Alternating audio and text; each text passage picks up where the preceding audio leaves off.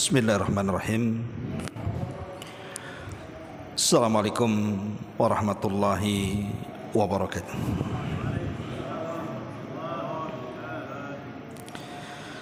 Bihamdillah wassalatu wassalamu ala rasulillah wa ala alihi wa sahbihi wa mawalah wa la hawla wa la quwata illa billahi wa ba'du. Alhamdulillah, segala puja dan puji hanya milik Allah Jalla fi'ula. Salawat dan juga salam kita hadiahkan kepada Rasul kita Nabi besar Muhammad sallallahu alaihi wa ala alihi wasallam. Pembahasan di malam hari ini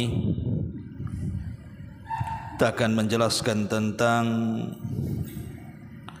keajaiban At-Tauhid.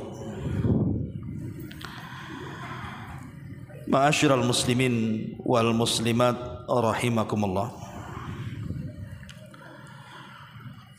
Kita tahu bahwa tujuan penciptaan manusia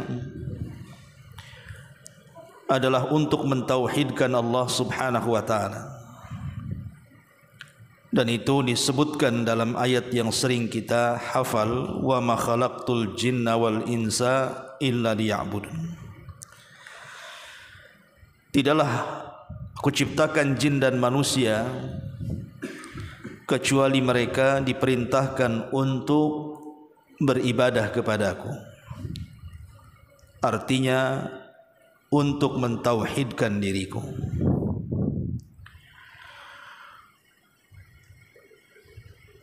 Dan di antara fadilah tauhid yang kita akan bahas, pertama kita tahu bahwa tauhid adalah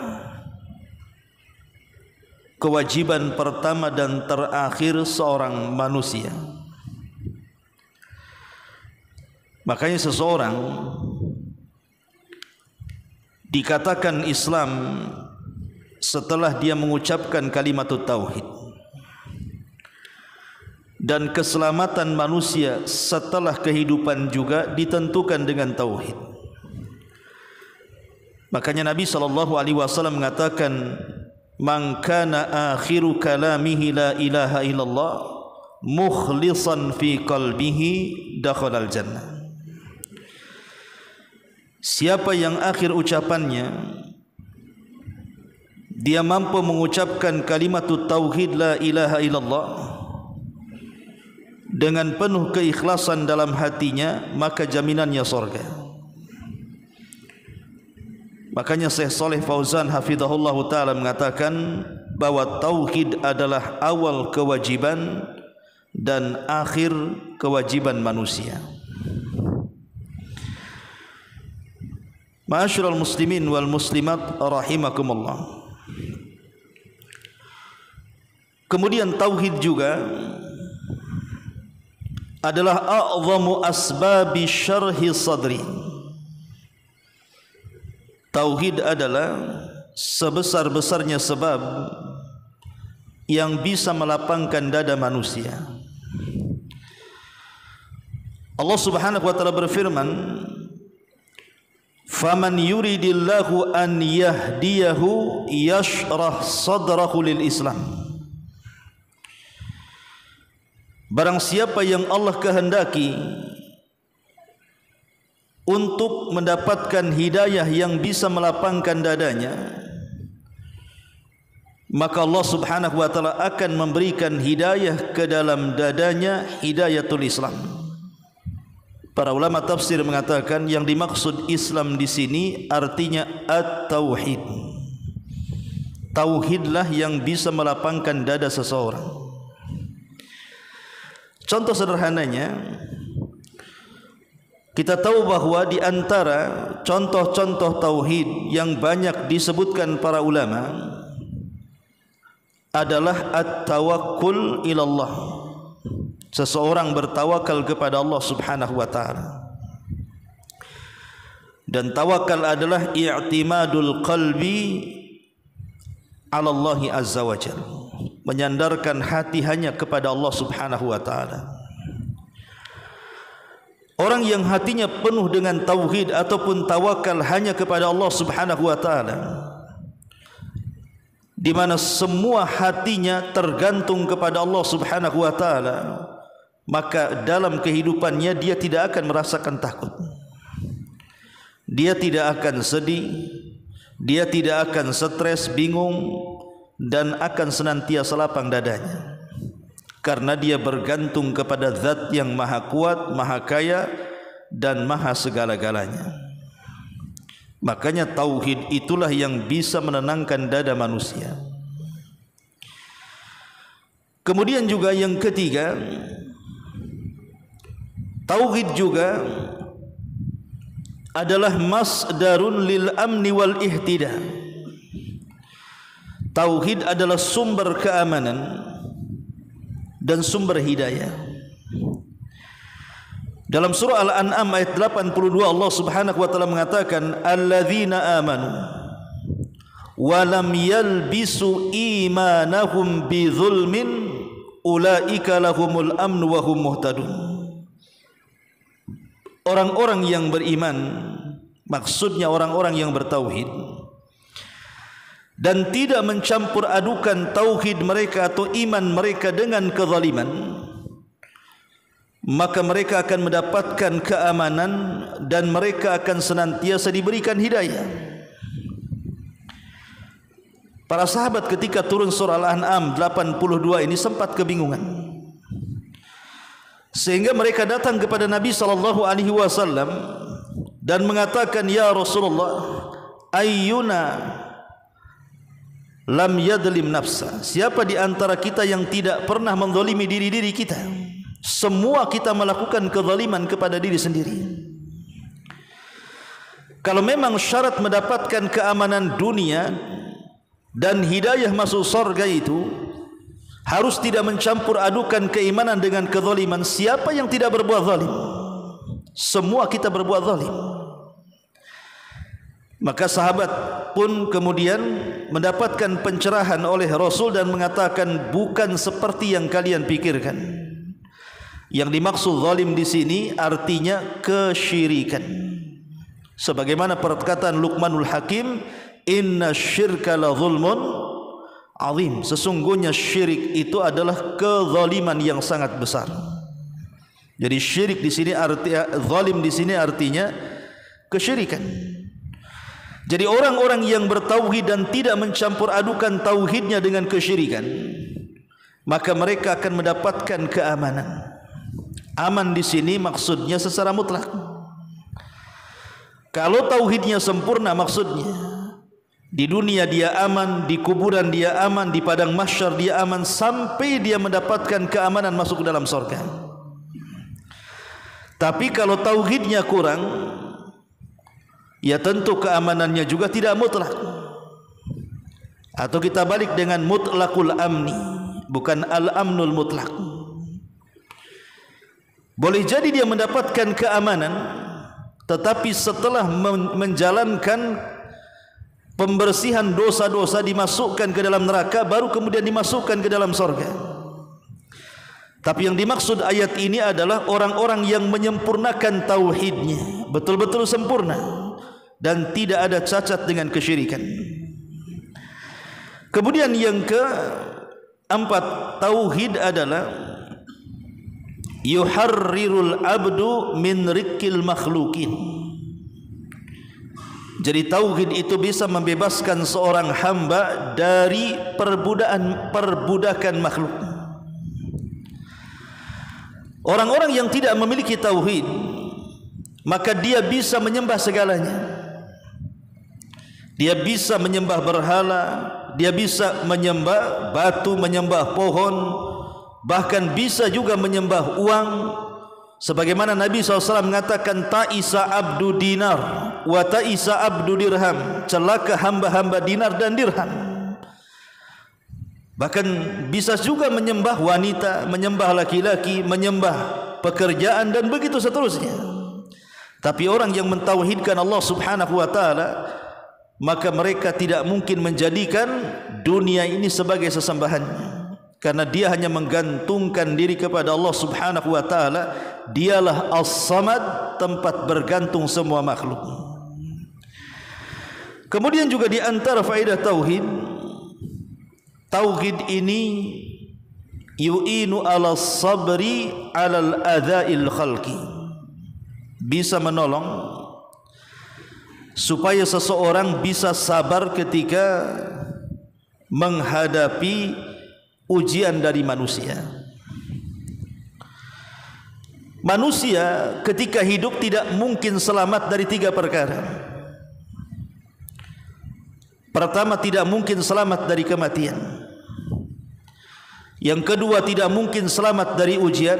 Dan yang ketiga, tidak mungkin selamat dari ucapan manusia lainnya. Itulah manusia hidup di dunia. Tidak selamat dari kematian, tidak selamat dari ujian, dan tidak selamat dari ucapan manusia lainnya. Terkadang ada orang yang mungkin kehidupannya penuh dengan fitnahan manusia. Entah dia digibah, difitnah, dibuli, dicaci, dimaki, direndahkan, diadu domba dan yang semacamnya. Terkadang kehidupannya berfikir bahwa mati lebih baik daripada hidup. Itu yang dirasakan tuh kalau orang sudah terkena fitnah, apalagi fitnah ini menyebar, dan yang memfitnah ini bukan 1, 2, boleh jadi ratusan bahkan ribuan orang seperti yang di zaman sekarang ya. Ada yang disebut dengan netizen itu. Kan banyak orang stres itu. Gara-gara mungkin satu aibnya terbongkar, seluruh netizen kemudian berbicara dan berkomentar buruk. Terkadang sesak dadanya kan. Lah orang-orang yang bertauhid kepada Allah Subhanahu wa taala tidak takut dengan ujian manusia. Karena satu dunia manusia mencaci maki dia. Kalau Allah Subhanahu wa taala tidak mengizinkan kecelakaannya, maka sampai kiamat tidak mungkin celaka. Itulah yang dikatakan oleh Nabi sallallahu alaihi wasallam, kalaulah satu dunia ini berkumpul, manusia dan jinnya, kemudian menyerang kalian untuk memberikan madarat, kalau Allah tidak mencatat anda mendapatkan madarat, tidak akan sampai madarat itu kepada anda. Sebagaimana juga kalau satu dunia jin dan manusianya berkumpul untuk memberikan manfaat, tidak akan sampai manfaat itu kalau belum ditulis dalam takdir Allah Subhanahu wa taala. Jadi orang yang bertauhid itu merasa tenang. Jiwanya akan merasa tenang dan akan lebih sabar lagi dari ujian manusia. Karena tidak mungkin ujian itu akan berjalan lama.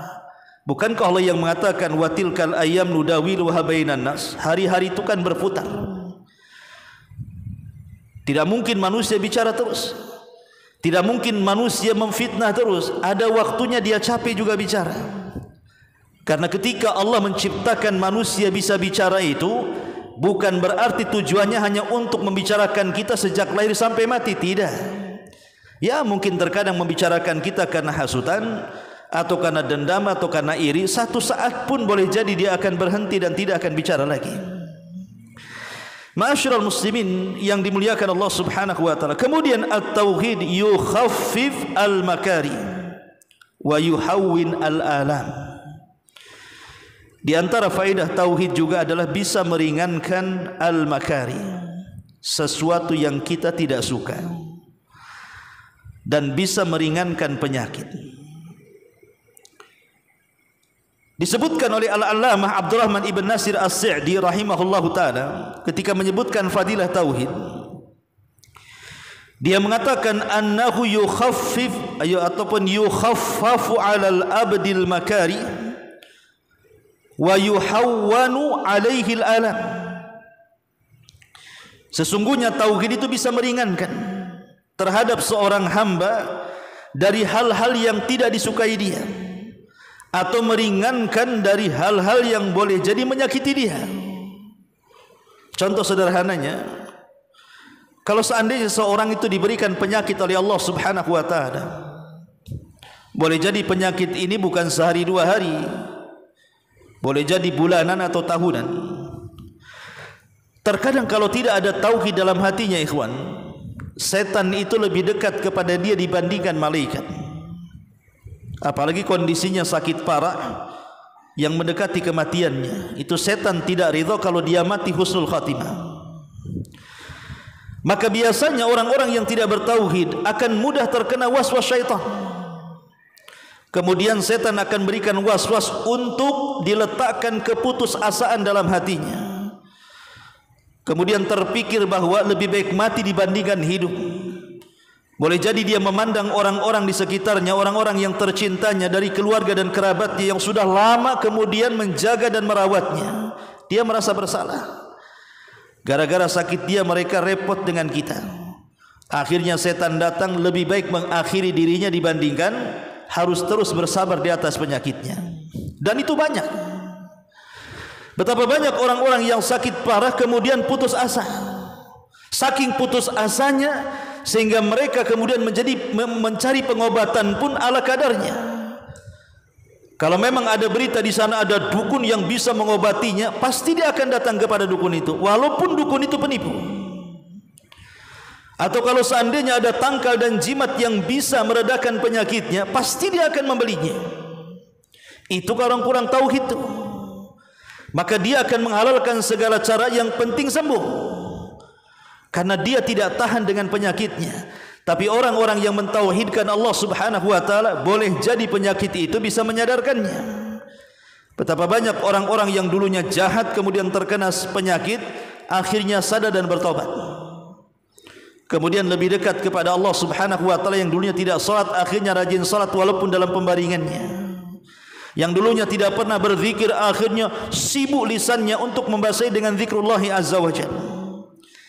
Jadi orang-orang yang bertauhid terkadang menjadikan momentum sakit itu bisa jadi untuk supaya menghilangkan dosa-dosanya, mengangkat derajatnya, atau boleh jadi merenungkan kesalahan-kesalahannya.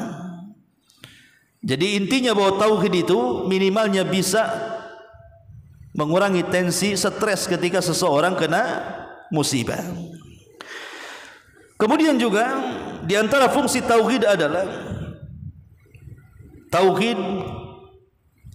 tunalu asy-syafa'atu tunalu bitajridit tauhid. Bahwa syafaat itu tidak akan diraih kecuali orang-orang yang mereka memurnikan tauhid kepada Allah Subhanahu wa taala. Al-Imam Ibnu Qayyim rahimahullahu taala ketika memberikan catatan kepada hadis Abi Hurairah radhiyallahu an, as'adun nas bi syafaati yaumal qiyamah man qala la ilaha illallah.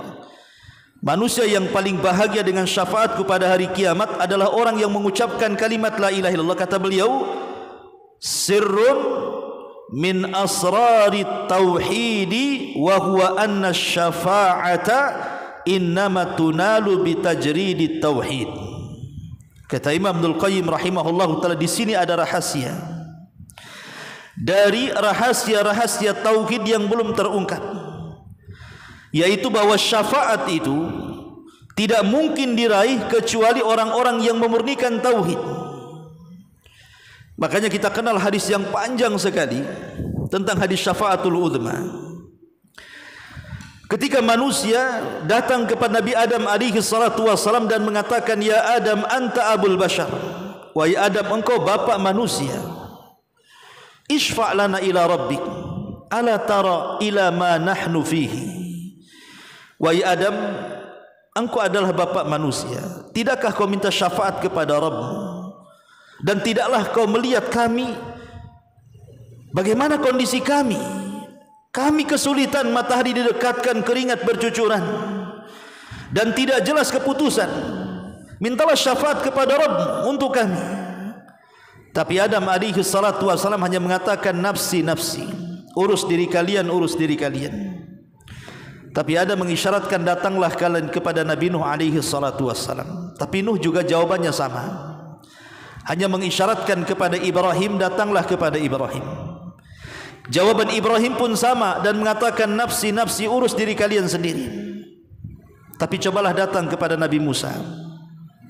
Jawaban Nabi Musa pun sama, hanya mengatakan, kalau begitu datanglah kepada Isa. Isa tidak menyebutkan alasannya, tapi dia mengatakan, datanglah kepada Muhammad sallallahu alaihi wasallam. Maka Nabi SAW langsung mengatakan, ana laha, kan kucoba. Akhirnya Nabi SAW pun mendatangi Allah Subhanahu wa taala dan sujud di bawah arasy-Nya dengan sujud yang panjang sekali dan berdoa dengan doa yang lama sekali. Sampai pada akhirnya Allah Subhanahu wa taala datang dan mengatakan, ya Muhammad irfa ra'sak, wahai Muhammad angkat kepalamu, sal tu'ta, kul tusma, ishfa tushaffa. Katakan kau didengar, mintalah kau diberi, mintalah syafaat, ku beri kau syafaat. Maka Nabi SAW memberikan dalam hadis itu 7 syafaat. Dan yang terakhir dari 7 syafaat itu, Nabi SAW meminta agar Allah mengeluarkan manusia-manusia yang sudah menjadi arang yang ada di neraka, tetapi dalam hatinya masih mentauhidkan Allah Subhanahu wa taala. Dari sini Nabi mengatakan dalam hadis Abu Hurairah radhiyallahu an, as'adun nas bi syafaati yaumal qiyamah man qala la ilaha illallah. Manusia paling bahagia dengan syafaatku pada hari kiamat, kata Rasul, orang yang mengucapkan kalimat la ilaha illallah. Jadi syafaat itu tidak akan diraih kecuali dengan at-tauhid. Kemudian at-tauhid adalah at-tauhidul kamil yaghfiru dzunub. Tauhid yang sempurna bisa merontokkan dan menggugurkan dosa. Al-Imam Ibnul Qayyim rahimahullahu taala mengatakan, yu'fa li ahli tauhidil mahadh alladhi lam yushawwibuhu bisyirki. Beliau mengatakan yu'fa li ahli tauhidil mahadh, artinya akan dimaafkan bagi orang-orang yang bertauhid murni, yang tidak tercampur adukan dengan kesyirikan. Falau laqiyal muwahhid Allah Subhanahu wa taala, kalau seandainya orang yang bertauhid itu berjumpa dengan Allah Subhanahu wa taala, lam yusyrik billahi syai'an albatta, dia tidak menyekutukan Allah dengan satu apapun, kata Imam Ibnul Qayyim, rabbahu, rabbnya, maka beliau mengatakan fayaghfirullahu bimaghfiratiz dzunubi jami'ah, maka Allah Subhanahu wa taala akan mendatangkan ampunannya dengan ampunan yang penuh kepadanya. Dan ini semana dengan hadis qudsi yang mengatakan bahwa Allah Subhanahu wa taala berfirman, wahai hamba-hambaku, seandainya engkau mendatangkan diri kepadaku dengan membawa dosa yang membumbung sampai ke langit, atau dosa yang beratnya seberat bumi, tetapi tidak menyekutukan Allah Subhanahu wa taala, kau datang kepadaku dengan ampunan, maka aku akan datang kepadamu dengan hal yang sama, mengampuni semua dosa, walaupun dosa itu setinggi langit bahkan seberat bumi. Ini menunjukkan bahwa tauhid itu di antara sebab mendapatkan ampunan dari Allah Subhanahu wa taala. Ma'asyiral muslimin yang dimuliakan Allah Azza wa Jalla. Kemudian juga tauhid adalah yukhrij minal qalbi al khauf minal khalqi. Tauhid itu bisa mengeluarkan dari hati seseorang perasaan takut dari makhluk. Orang yang mentauhidkan Allah Subhanahu wa taala tidak akan takut kepada makhluk apapun. Tapi orang yang tidak mentauhidkan Allah, maka dalam hatinya akan penuh dengan rasa takut. Contoh sederhana saja, orang yang dikeluarkan di PHK dari PT umpamanya. Terkadang kalau orang-orang yang tauhidnya tipis, mereka menganggap bahwa kehidupannya habis di situ, bahwa dunia ini akan kiamat besar bagi dirinya, dan mengatakan, kalau saya di PHK, kalau saya dipecat, makan apa saya? Macam mana menghidupi keluarga saya? Macam mana menyekolahkan anak saya? Macam mana keluarga ke depan saya? Jadi orang-orang yang bertauhid pasti akan dilingkupi dengan perasaan takut, seolah-olah Rabb yang ada di PT itu berbeda dengan Rabb yang di luar PT. Sehingga kalau baru disebut namanya, belum di PHK, mungkin baru ada list nama dia yang akan di PHK, belum pun keluar, itu sudah mengacaukan pikirannya itu. Sudah takut dengan bosnya, takut dengan perusahaannya kan. Kenapa? Karena tidak mentauhidkan Allah Subhanahu wa taala. Dia tidak yakin bahwa Rabb di dalam PT dengan Rabb di luar PT itu sama saja. Mereka lah yang berikan rizki kepada kita.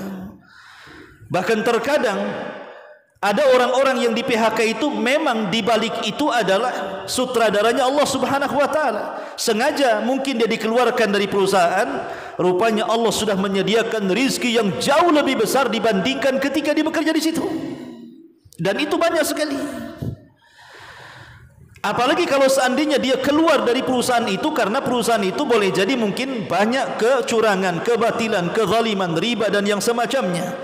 Dia keluar itu memang betul-betul karena Allah, dan dia yakin dengan hadis Nabi SAW, man taraka syai'an lillahi awadallahu khairan minhu.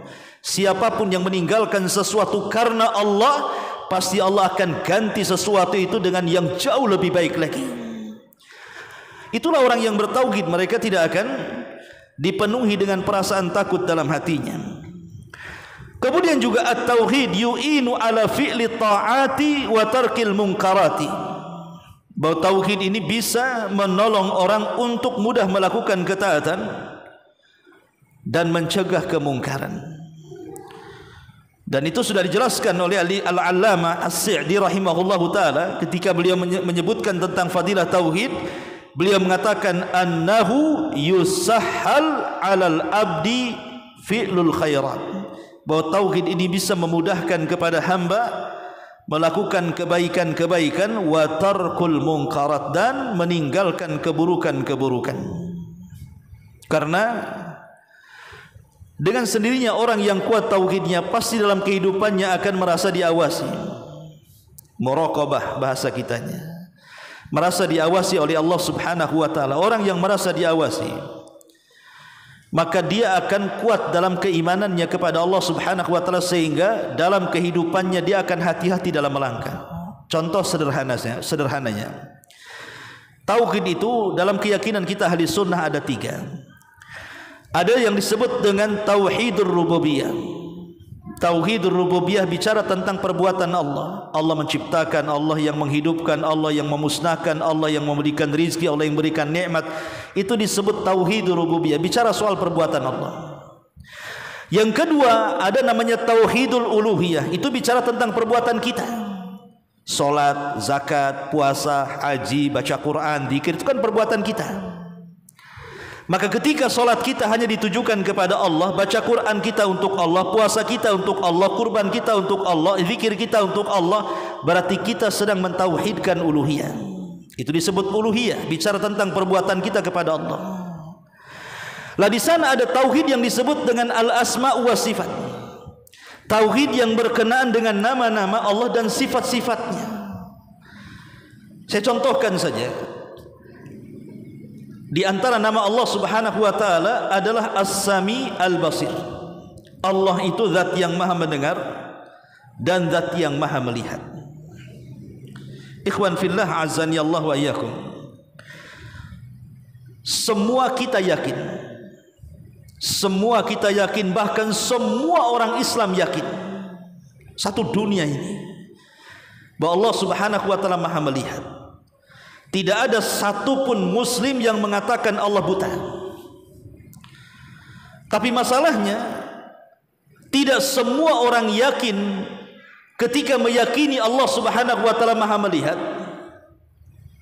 perbuatan dan ucapannya merasa dilihat Allah Subhanahu wa taala. Kalau seandainya orang yang yakin Allah maha melihat dan semua perbuatan kita terasa dilihat Allah Subhanahu wa taala, tentu dia tidak mungkin perbuatannya jatuh kepada kemaksiatan, karena dia merasa dilihat Allah. Atau contoh sederhana lainnya, As-Sami, Allah maha mendengar. Semua kita meyakini Allah itu maha mendengar.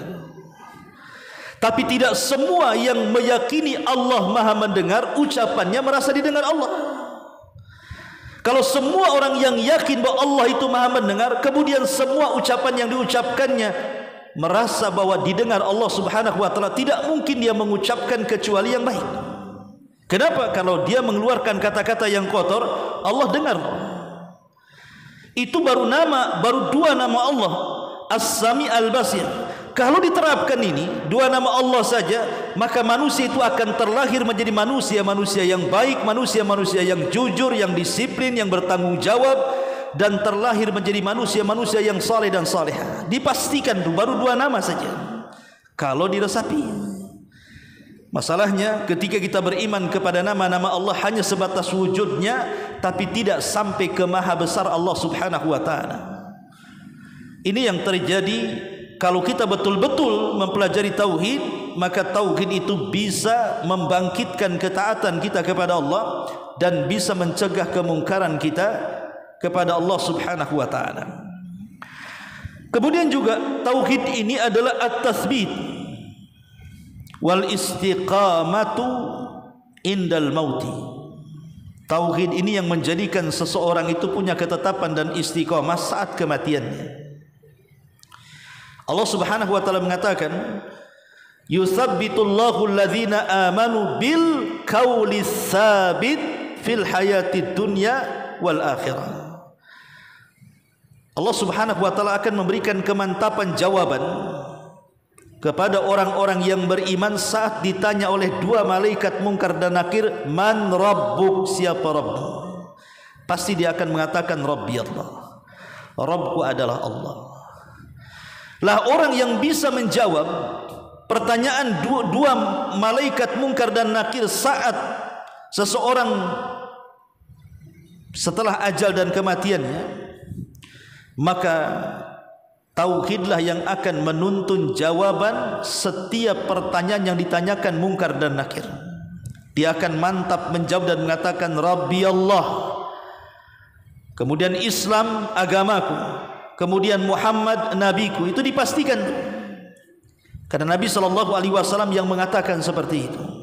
Artinya tauhid itu mendatangkan kemantapan dan istiqamah setelah kematiannya. Kemudian juga at-tauhid adalah annahus sabab al-wahid linaili ridallahi azza wa jal wa thawabi. Tauhid ini juga menyebabkan seseorang mendapatkan redha Allah dan juga pahala besar dari Allah Subhanahu wa taala. Orang yang mentauhidkan Allah mudah mencari pahala.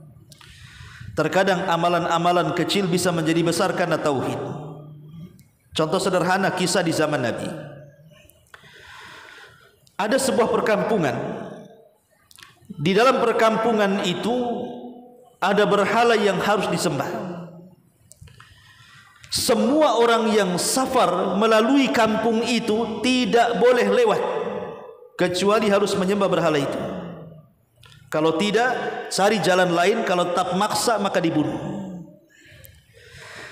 Jadi ada dua orang anak muda lewat di situ. Kemudian yang satu ditahan. Kau mau kemana? Maka dia mengatakan, saya hendak ke sana kemari dan harus melewati kampung sini. Maka orang-orang mengatakan, kalian tidak bisa lewat kampung sini. Cari jalan yang lain. Kalau kalian maksa, maka kalian harus berkorban untuk berhala kami. Maka anak muda ini mengatakan, dari mana kami akan berkorban sementara perbekalan safar saja tidak cukup? Maka orang kampung ini mengatakan, qarrib walau kana dubaba. Kalau begitu tangkap lalat, berkorbanlah walaupun dengan seekor lalat. Karena dia pikir, apalah lalat, mudah ditangkap, tidak menggunakan biaya, dan ada di mana-mana. Cari saja tempat sampah, di situ pasti ada lalat. Betul-betul dia tangkap lalat itu. Kemudian datang ke depan berhala, disembelih, dipitas tuh kepala dan badannya persis depan berhala, menunjukkan korbannya. Akhirnya dibebaskan anak muda ini. Kemudian pemuda satunya mengatakan, engkau pun harus melakukan hal yang sama. Seperti kawanmu, kau harus berkorban juga. Maka dia mengatakan, aku pun tidak bisa berkorban. Aku ini seorang musafir, dari mana bekalku? Untuk safar saja kurang bekal. Macam mana untuk berkurban, membeli kambing, sapi atau unta? Dari mana uangnya? maka orang-orang mengatakan qarrib walau kana dubaba. Kau tiru kawanmu, tangkap lalat, kau tinggal pites saja depan berhala, kami akan persilahkan jalan. Tetapi rupanya ini bukan orang biasa, dia orang yang bertauhid.